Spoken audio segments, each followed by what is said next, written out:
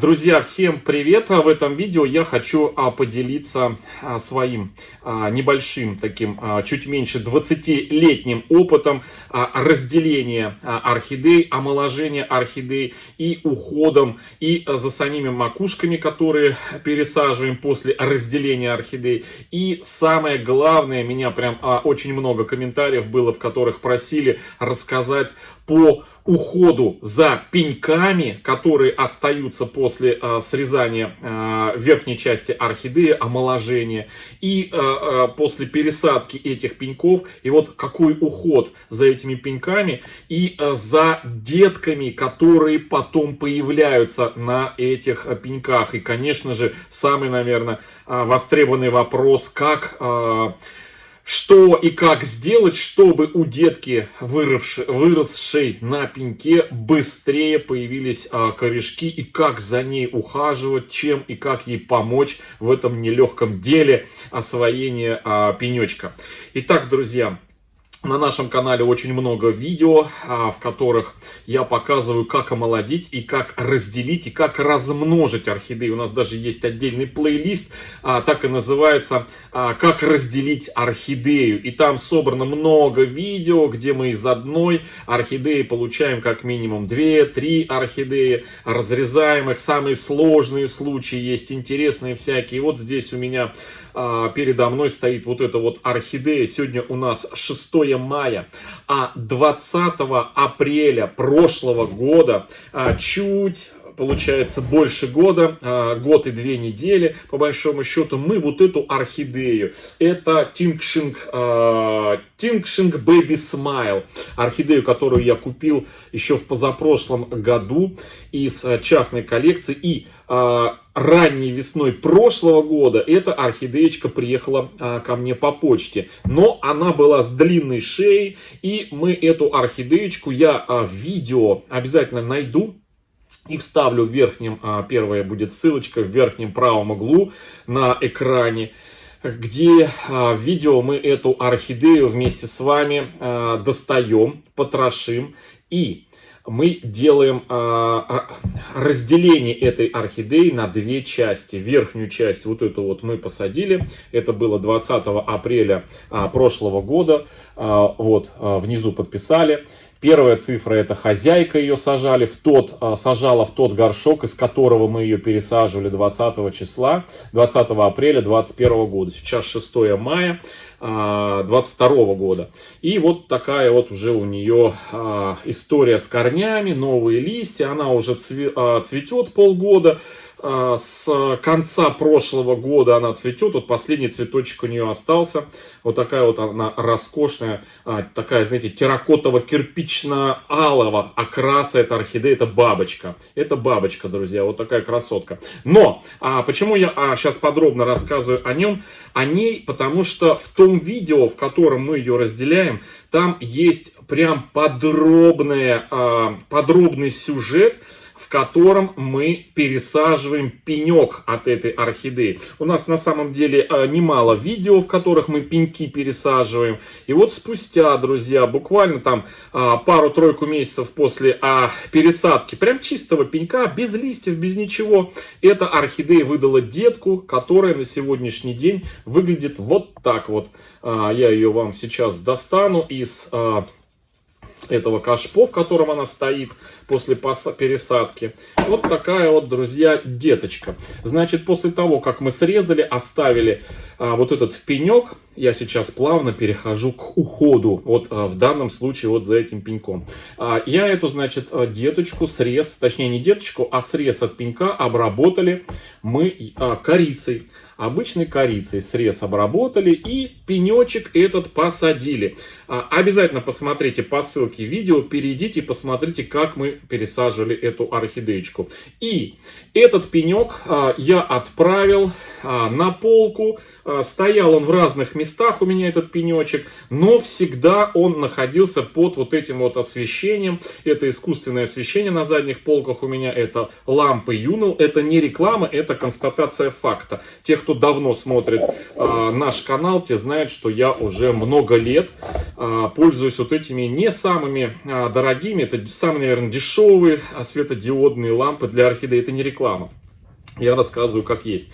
И вот эта орхидея стояла на полочках этих. Значит, первые 2 недели, наверное, я совсем этот пенек не трогал после пересадки. После чего начал за этим пеньком ухаживать. Вот сейчас перехожу к уходу именно за пеньком. Ухаживать за этим пеньком ровно так же, как и за всеми орхидеями. То есть, несмотря на то, что у этого пенька нету листьев, все равно я этот пенек поливал все в те же дни, когда и всю основную свою коллекцию. Ну, получается, это где-то раз в 10, раз в 2 недели этот пенечек поливал, опускал, ну, замачиванием на минут 30, на 40, на 20, всегда по-разному. Вот на 2/3 воды. Пенечек, он, видите, он находится где-то на 2 пальца, ну, сантиметра 3, наверное, над поверхностью грунта, чтобы мне можно было видеть состояние этого пенька, как у него, ну, вообще самочувствие у этого пенечка. Ну, вот видите, вот он пенек сам по себе. И примерно через буквально 2-3 недели у пенька образовалась почка. То есть до появления почки и я, собственно, никаких танцев с бубнами вокруг этого пенька я не осуществлял. После того, как появилась почечка, я, естественно, друзья, этот пенек взял, поставил на подставочку поближе к лампе. Прям поближе к лампе, чтобы почка более активно стала тянуться к источнику света. И вот здесь начались томительные недели ожидания того, как быстро у нас эта почечка превратится в какие-то там листочки. А уход все тот же самый, то есть просто полив. Никаких ни подкормок на этот момент, никаких стимуляций на этот момент, ничего не происходит. То есть выжимаем из пенька, пока не появятся листочки. Вот после того, как появились листочки, вот с этой орхидеей у нас произошло прям буквально прям очень-очень и быстро. Плюс еще сейчас одну покажу, тоже очень быстро произошло. В отличие от одной из орхидей, которую мы года 4 назад разделяли, это орхидея Red Lip. Там у нас процесс растянулся, когда омолаживали. Red Lip тоже есть видео прекрасное, хорошее, даже плейлист отдельный есть про эту орхидею.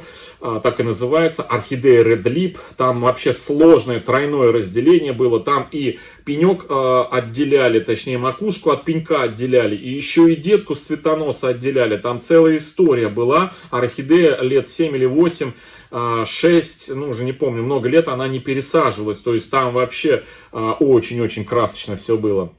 Вот, и пенек очень долго, месяцев, наверное, 7 пенек стоял, лишь только, наверное, ну, вот через несколько месяцев появилась какая-то почка, и эта почка очень долго-долго-долго она, ну, как сказать, значит, превращалась в листики. На самом деле успех почки и превращение ее в листики зависит от количества хороших здоровых корней. Чем больше здоровых хороших корней, тем больше шансов, что появится почка и хватит сил у этих корней вытащить из этой почки листья. Значит, после того, как появились листья, мы наблюдаем за этой орхидеей. Ну, я сейчас рассказываю про свои действия. Без применения каких-то там бывают, применяют архаманы цитокининовую пасту, пытаются куда-то там навтыкать, обмазать, чтобы ускорить процесс. Но я сторонник того, что все эти процессы, они очень сильно разгоняют орхидею, у которой бывает от разгона не хватает силы, и она погибает. Поэтому я сторонник, скажем так, естественного такого процесса, когда сама орхидея собирается силами, сама вырабатывает иммунитет и сама развивается и разрастается. В общем, друзья, после того, как появились листики, вот здесь уже можно немножечко помогать орхидее стимуляцией подращивать корешки, разгонять и немножечко помогать фотосинтез. Вот здесь уже можно применять вот Боне-Форте, тоник вот этот вот, он антистресс, здесь янтарная кислота, здесь витаминки, те элементы, которые помогают растению быстрее развиваться, быстрее начать вытягивать корни. Но не всегда средства приводят к тому, даже вот, нету стопроцентных средств, которые бы в 100% случаях давали стопроцентный результат. Поэтому применяю сперва одно какое-то средство. Вот я применяю там янтарную кислоту, побрызгал на листики, да, листики впитались. Минуточку, телефон звонит мне. Ой, друзья, извините, удивительный звонок, значит, кто-то позвонил, и потом я перезваниваю, а там ваша позиция номер 6, и музыка играет. Я вот должен ждать, чтобы понять, кто мне звонил и что хотели. В общем, друзья, если, значит, проходит 2 недели после того, как я применил вот этот вот средство там, тоник, если ничего, никаких у нее не появилось листиков, не листиков, а корешков, уже можно применять какое-то другое средство. Это вот мы обкатывали, помните, на канале, можно применить Радифарм. У нас есть видео на канале, точнее не видео, есть раздел, плейлист на канале, который называется «Стимуляторы для орхидей». И вот там мы использовали Радифарм как средство, помогающее росту корней. Это я сейчас рассказываю о том, как эффективно и быстрее можно добиться роста корешков у деточки на пеньке. Но это средство, наверное, оно, скажем, не такое доступное в магазинах и по цене, и по доступности. Поэтому вместо него, друзья, я прекрасно применяю вот Rebuff Extra. Rebuff Extra мы на канале вместе с вами применяли в разных экспериментах, в разных его проявлениях, дозировках и так далее и тому подобное. И по инструкции замачивали, и прыскали, и просто его открывали и обмазывали основание деток, основание реанимашек орхидей, те, которые потеряли свою корневую систему. И во всех случаях с разным, скажем, таким эффектом, скоростным я имею в виду, орхидеи выдавали корни. То есть Rebuff Extra работает. Он в моей аптечке. Я уже делал обзор как-то своей аптечки. И не раз говорил, что Rebuff, он один из очень хороших универсальных средств по выманиванию и стимуляции роста корней. И обрабатываем. Но если уж и Rebuff не помогает, то запасаемся терпением и просто ожидаем появления корней. Потому что рано или поздно все равно у орхидей корни появляются. Но бывают случаи, когда не приходится танцевать с бубнами, и корни на детках, на пеньках вырастают буквально прям сами со всех щелей. Вот, например, есть вот такой вот у меня пенек. Это пенек остался от орхидеи, тоже бабочки. Орхидея бабочка. Это Dusty Bell.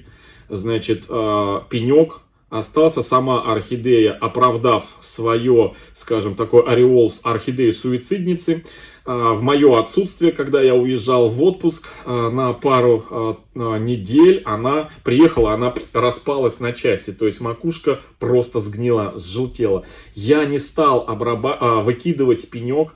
То, что остался, вот пенечек, я его взял, обработал Максимом. И вот сейчас подходим к такому тоже интересному, значит, явлению, которое не я заметил, а одна из зрительниц нашего канала еще несколько лет назад, когда мы проводили опыты и эксперименты с Rebuff Extra по выманиванию корней у орхидей, потерявших корни, у деточек, и деток на цветоносах, и на пеньках, и на реанимашках. И она написала, что заметила такую тенденцию. Она увлекалась как бы орхидеями-реанимашками, ну там брала в магазинах кучу спасать. И, значит, зачищая им основание и обмазывая их Максимом, это средство Максим, да, вы видите, красный Максим. Она заметила такую историю, что после того, как обрабатывает Максимом, то очень это помогает не только справиться с болезнями, гниением, но и прекрасно стимулирует корневую систему, даже на здоровых орхидеях. И в качестве эксперимента предложила попробовать. И мы с вами вместе на канале, у нас есть плейлист отдельно, тоже называется «Максим для орхидей». Как есть и плейлист Rebuff, по-моему, для орхидей, Rebuff Extra для орхидей.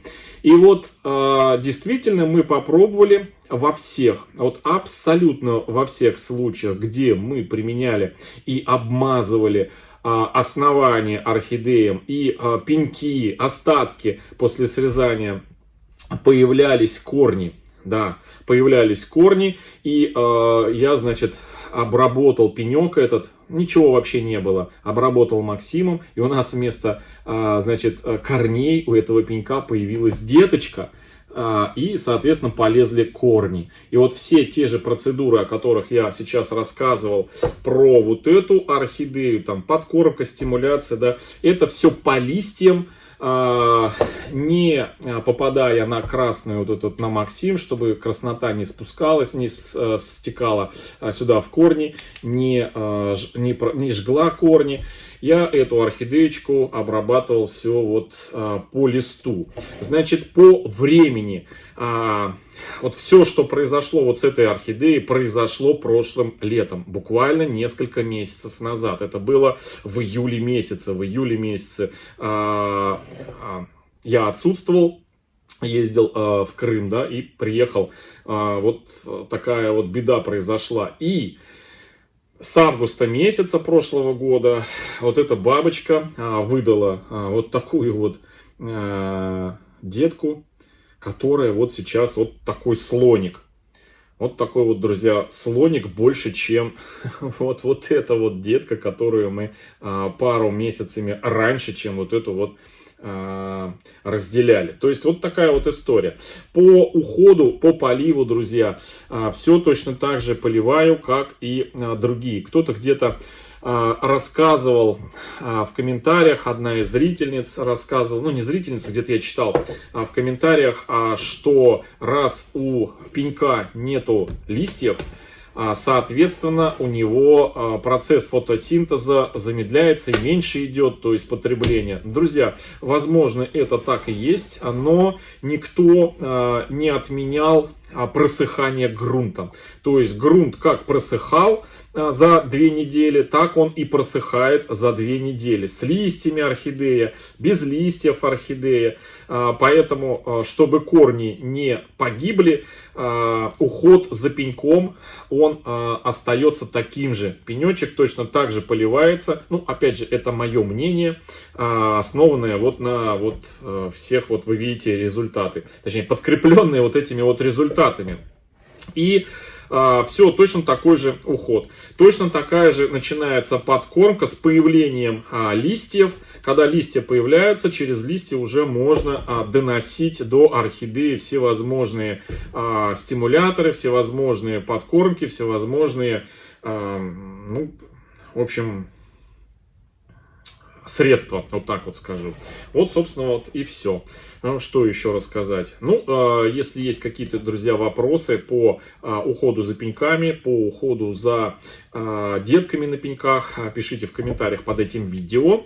Вот. А уже как отделять вот такие деточки с пеньков, у нас тоже есть видео прекрасное, где мы срезаем с пенечка детку. Это как раз-таки на примере орхидеи Red Lip. Вот в плейлисте про Red Lip, орхидеи Red Lip, там можно будет посмотреть. Ну, кстати, и, по-моему, в этом плейлисте разделение орхидей тоже имеется. Одно из первых видео, где мы от пенечка отделяем деточку.